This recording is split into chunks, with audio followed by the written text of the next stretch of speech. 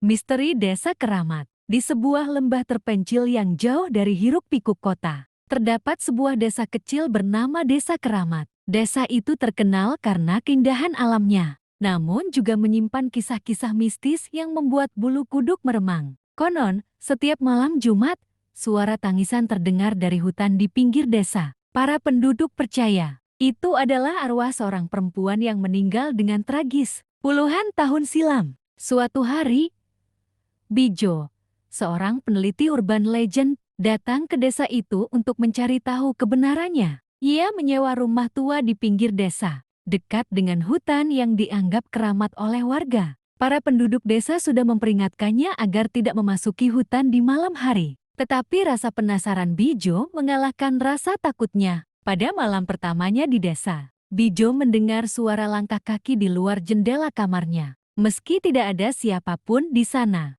ia juga melihat bayangan samar seorang perempuan berdiri di tepi hutan. Malam berikutnya, ia memutuskan untuk membawa kamera dan merekam apa yang terjadi. Dengan penuh keberanian, Bijo memasuki hutan di tengah malam, mengikuti suara tangisan yang menggema. Saat berada di tengah hutan, ia menemukan sebuah gubuk tua yang tampak ditinggalkan. Di dalamnya, ia menemukan lukisan seorang perempuan dengan ekspresi wajah sedih, bersama sebuah buku harian yang sudah usang. Dari catatan dalam buku itu, Bijo mengetahui kisah tragis tentang seorang perempuan bernama Siti, yang dihukum oleh warga desa karena dituduh melakukan praktik ilmu hitam. Meski ia sebenarnya tidak bersalah, Siti meninggal dengan penuh dendam, dan sejak itu arwahnya menghantui desa. Tiba-tiba, suara tangisan terdengar semakin dekat, bayangan Siti muncul di depannya. Matanya penuh amarah dan kesedihan. Bijo mencoba berbicara padanya,